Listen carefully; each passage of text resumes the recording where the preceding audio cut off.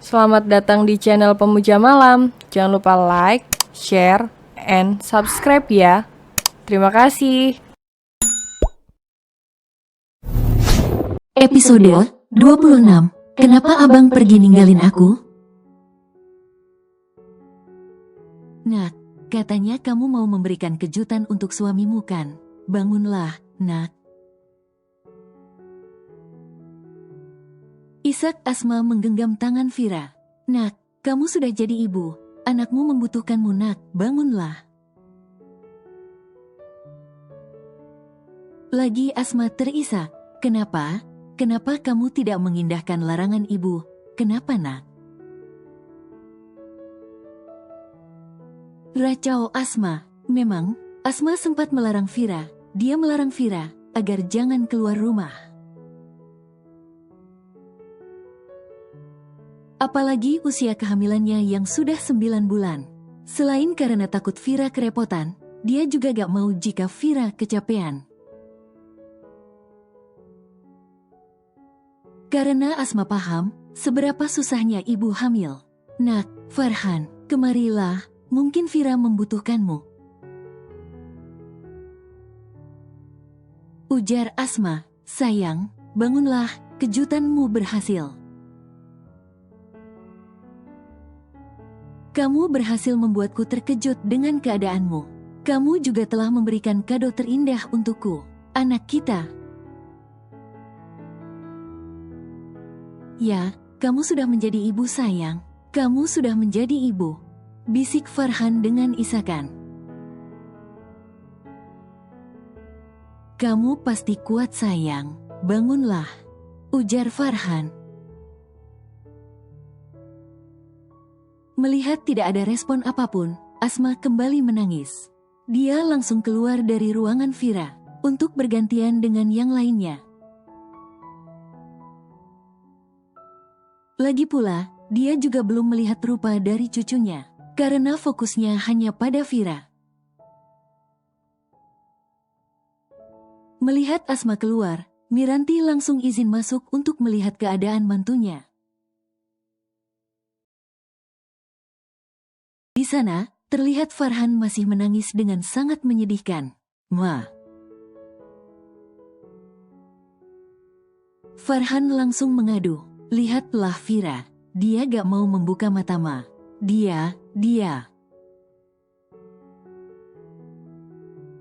Farhan menghapus jejak air mata yang terus saja menetes. Bersabarlah nak, serahkan semuanya pada Tuhan. Berdoalah, nak. Miranti mengelus punggung Farhan. Mama dan ibu, jagalah Vira. Ada hal yang harus aku selesaikan. Ujar Farhan dengan dingin. Nak.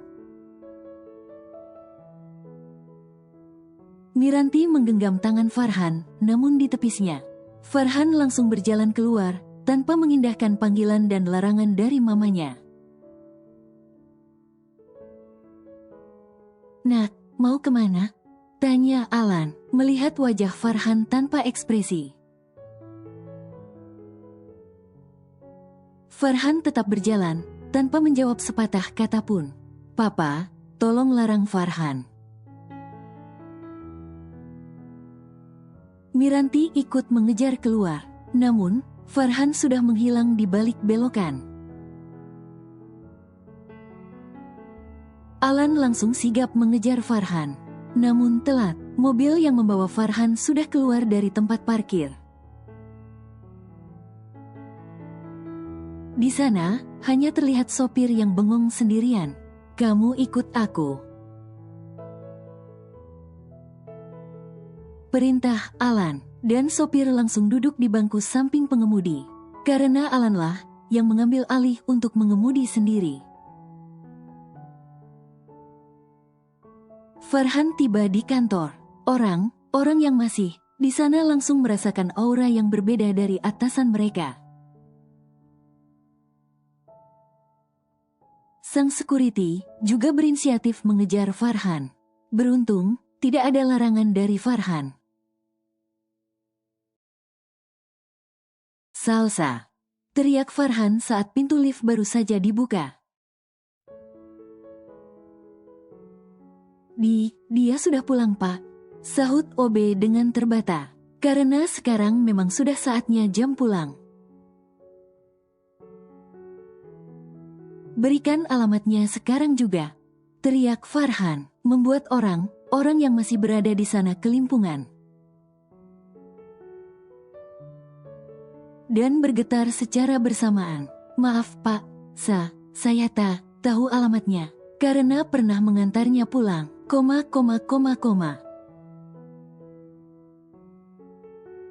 ujar salah seorang karyawan. Kamu ikut saya, ajak Farhan menunjuk lelaki itu. Dengan tubuh gemetar, dia mengikuti langkah kaki Farhan yang lebar. Namun sayang, saat tiba di kontrakan Salsa-nya tidak ada. Benar ini? Tanya Farhan. Benar, dia emang ngontrak di sini, Pak.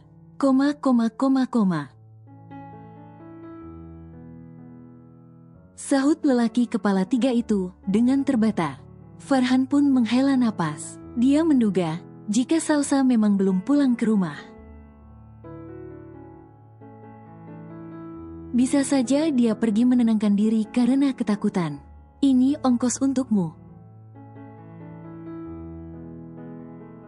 Farhan menyerahkan 3 lembar uang merah. Tidak usah, Pak. Tolak lelaki itu sungkan. Ambillah, atau aku pecat. Ancam Farhan membuat lelaki itu mengambil uang dengan cepat. Di tempat lain, Alvin yang baru saja mengetahui tentang kejadian Vira mengikuti kendaraan yang membawa Salsa menjauh dari kantor. Karena beda lantai, makanya info tentang Vira terlambat diketahuinya. Apalagi, setelah mengantar Vira, Alvin langsung keluar dari kantor untuk kepentingan kantor. Salsa sampai di sebuah rumah tua yang berada jauh dari kota tempat ia bekerja. Di sana, terlihat pasangan tua renta yang menyambut bahagia kedatangan Salsa. Bu, tolong buatkan aku minum. Perintah Salsa melempar tas yang dipeganginya ke arah lelaki tua yang sedang berjalan terlatih menghampiri Salsa. Alvin langsung turun dari mobil kala mendengar teriakan Salsa saat menyuruh orang tuanya. Dia bisa menyimpulkan jika sikap Salsa memang sudah bawaan dan susah untuk diperingatkan. Hai Salsa, sapa Alvin saat tiba di balai yang sedang diduduki Salsa. Kamu siapa? Tanya Salsa angkuh. Dia memang tidak mengenali Alvin. Mengingat selain karyawan baru, dia dan Alvin berbeda lantai. Orang tua Salsa juga menatap heran pada lelaki yang berpenampilan rapi. Aku, utusan dari keluarga Vira, sahut Alvin membuat Salsa menelan ludah kasar. Kamu pasti mengenalinya kan? Oh, tentu saja. Kekeh Alvin. Wajah Salsa langsung memucat, memikirkan nasibnya ke depan. Dia sudah menduga jika keluarga Pak Farhan tidak akan melepaskannya begitu saja. Maafkan saya, Pak. Saya sungguh menyesal. Sesal Salsa. Ada apa ini? Tanya ayah Salsa, melihat wajah tertekan dari anaknya. Bukan urusan ayah, kalian berdua masuklah. Usir Salsa dengan suara teriakan. Ada apa, Pak? Tolong katakan yang sebenarnya pada kami. Lanjut Ibu Salsa. Kalian berdua tuli. Atau gimana hah? Aku bilang masuk, ya masuk. Lagi Salsa memberi perintah tanpa menghormati orang tuanya.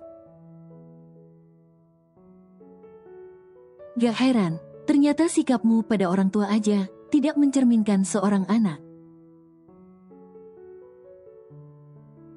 Cibir Alvin, itu bukan urusan Anda Pak, ini tentang aku dan orang tuaku.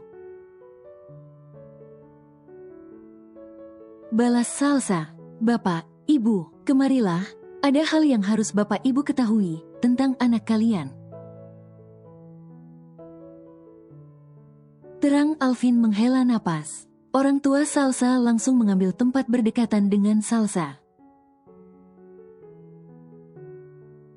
Untuk mendengar apa yang akan dikatakan selanjutnya oleh Alvin. Begini. Salsa, dia telah mendorong seorang wanita hamil hingga pendarahan hebat. Cetus Alvin langsung ke poin.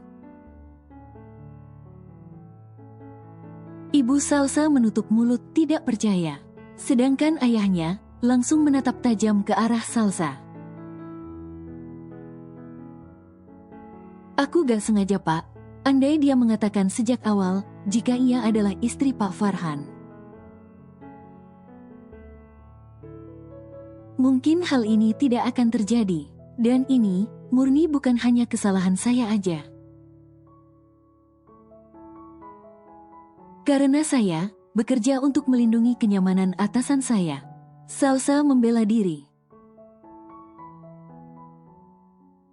Masih berani kamu mengatakan jika kamu tidak bersalah? Tanya ayah Salsa, menamparkan wajah Salsa.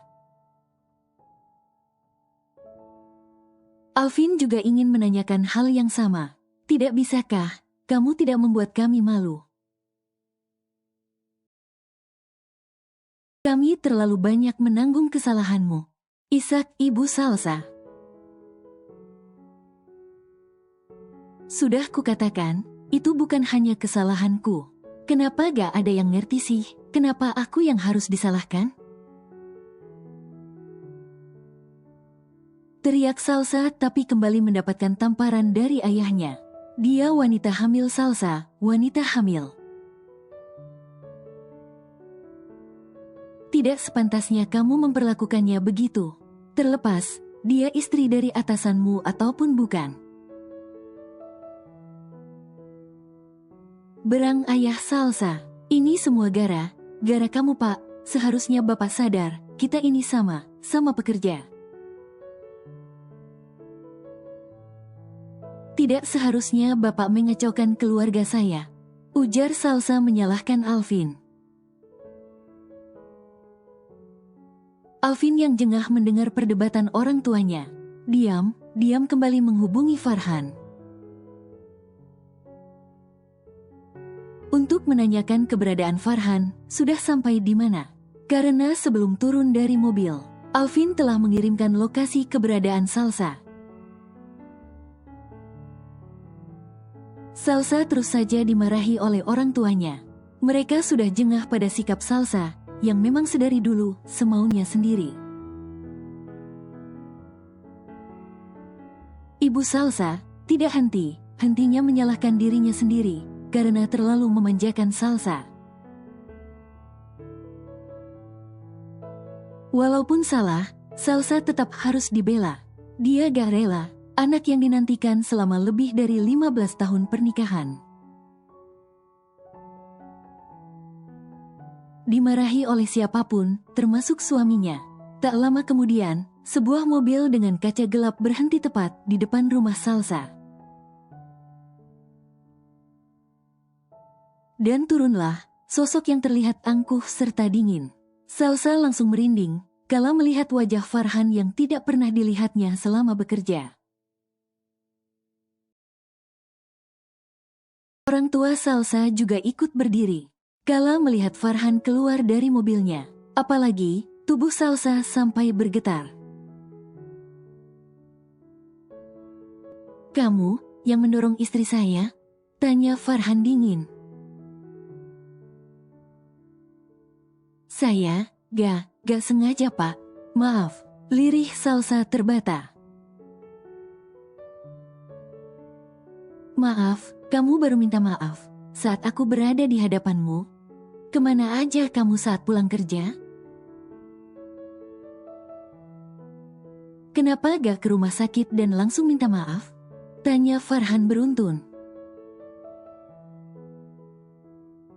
Oh ya, mulai besok, aku gak mau melihatmu lagi di kantor. Kamu aku pecat, kamu sudah aku laporkan. Ujar Farhan, melirik ke arah Ibu Salsa yang terisak. Maafkan aku Pak, Bu, ini semua akibat dari perbuatan anak kalian. Ucap Farhan meninggalkan kediaman Salsa. Bahkan dia sudah tidak peduli dengan teriakan dan permohonan maaf dari Salsa serta orang tuanya. Farhan terus melangkah dan meninggalkan Alvin serta semuanya. Di perjalanan dia kembali mendapatkan kabar. Jika Vira sudah sadar dan terus saja menanyakan keberadaannya. Pak, tolong katakan pada atasan kalian, jangan laporkan anak kami. Mohon Ibu Salsa dengan terisak.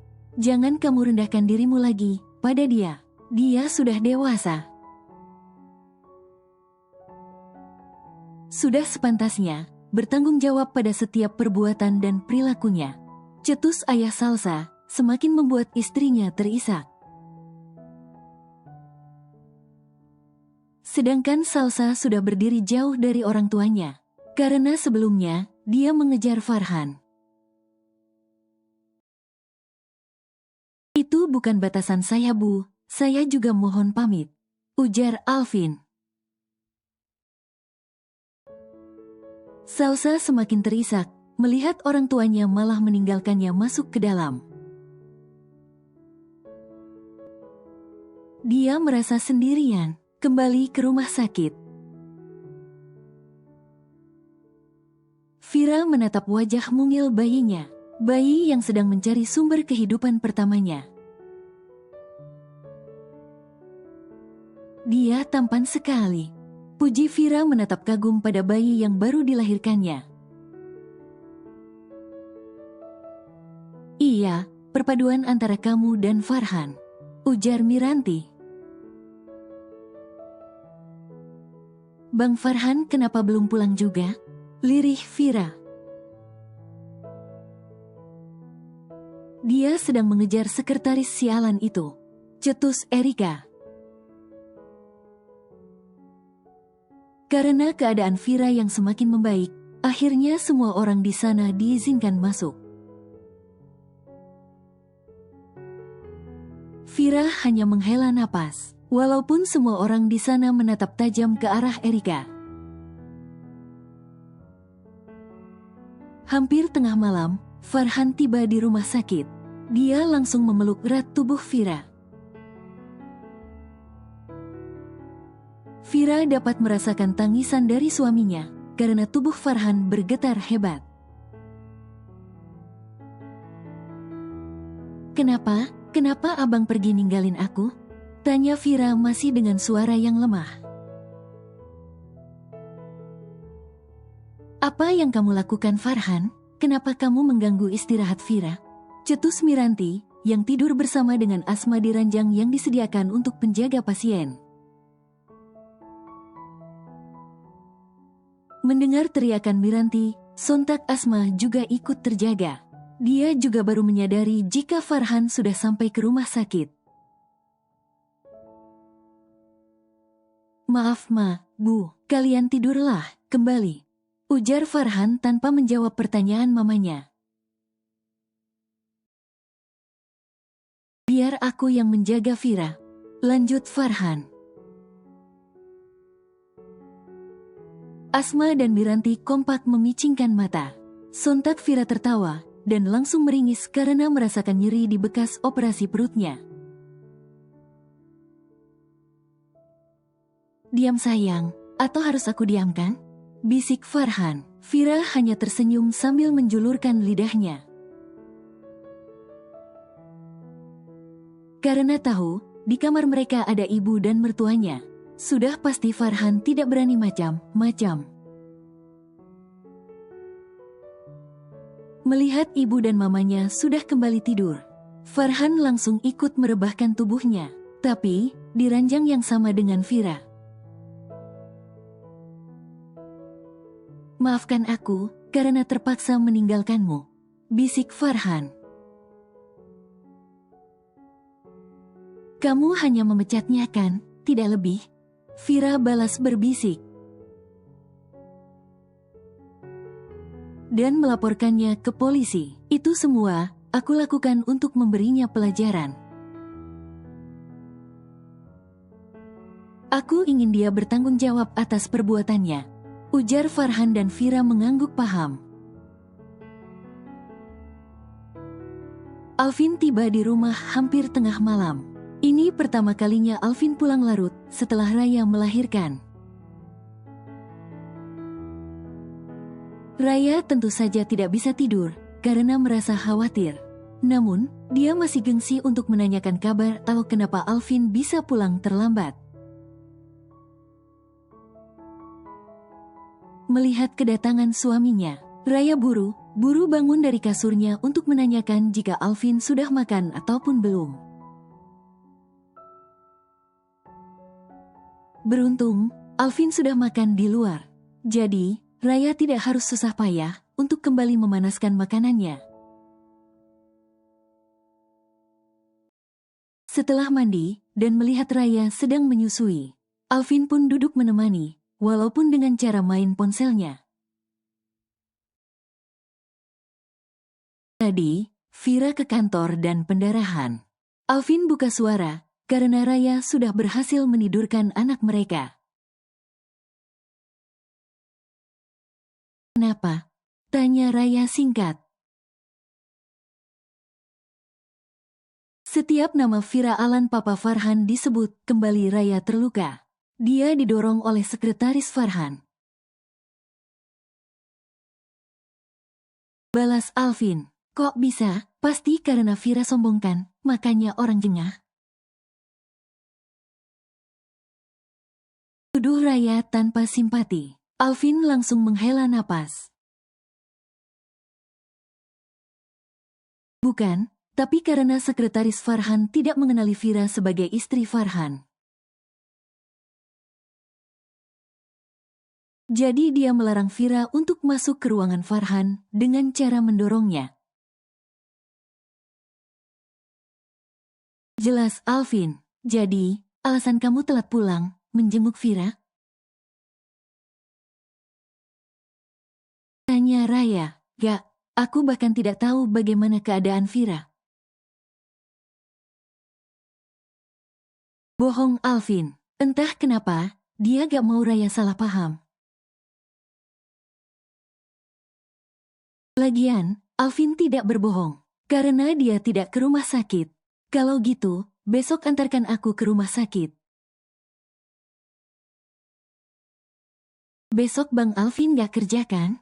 tanya Raya, karena kebetulan besok adalah hari Minggu. Esokan harinya, keluarga Salsa datang menemui Vira. Mereka membawakan sejumlah buah tangan berupa buah-buahan. Untungnya, di sana tidak ada Erika dan kakak Farhan yang lainnya. Hanya ada Miranti, Asma dan tentunya Farhan. Farhan langsung memasang wajah datar kala melihat Salsa masuk beserta kedua orang tuanya. "Ini sedikit buah tangan dari kami," ujar ibu Salsa setelah dipersilahkan duduk oleh Asma dan Miranti. "Sebelumnya, kenalkan kami adalah orang tua dari Salsa." Ibu Salsa kembali menarik napas. "Kami kesini bermaksud untuk minta maaf dan menyuruhku mencabut tuntutannya." Farhan memotong ucapan ibu Salsa. "Sudah aku bilang, anak kita bersalah. Jadi jangan terus-menerus memohon pada orang agar mau memaafkannya," ujar ayah Salsa yang sejak tadi diam saja. "Lagian, Aku kesini hanya bertanggung jawab sebagai ayahnya. Bukan meminta pihak yang menjadi korban memaafkan kesalahan anak kita. Lanjut ayah Salsa. Bu Fira, tolong bujuk Pak Farhan untuk mencabut tuntutannya. Aku gak mau dipenjara, Bu. Mohon Salsa dengan derai air mata. Fira yang masih sakit hati, hanya bisa memalingkan mukanya. Miranti dan Asma sama emosi. Namun, sebisa mungkin mereka meredamnya dengan sama berpegangan tangan. Seolah-olah saling memberikan kekuatan. Andai saja, Farhan mau menuruti permintaan Ibu Salsa. Mungkin Miranti akan mengambil Fira untuk pulang ke rumahnya. Bu, maafkan aku sungguh tidak sengaja. Ishak Salsa hendak mendekati Fira, namun segera dihadang oleh Farhan. Pulanglah. Usir Farhan tanpa basa-basi. Tapi Pak, tolong maafkan anak kami. Tolong jangan laporkan dia, masa depannya masih panjang. Ibu Salsa tidak berhenti memohon. Nak, tolong bujuk suaminya untuk mencabut laporan untuk Salsa. Ibu Salsa hendak mendekati Fira. Maafkan saya, Bu, maafkan saya. Tapi saya hampir kehilangan anak saya, gara perlakuan anak ibu. Saya hampir kehilangan nyawa saya gara anak ibu.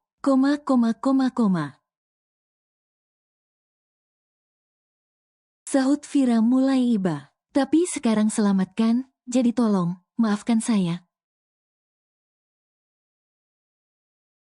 Mohon Salsa, apa maksud pertanyaanmu dengan sekarang selamatkan?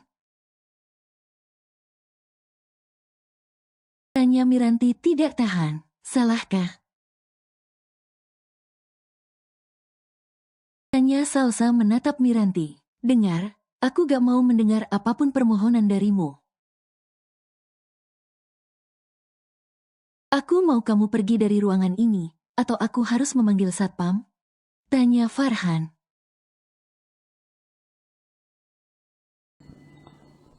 Bersambung.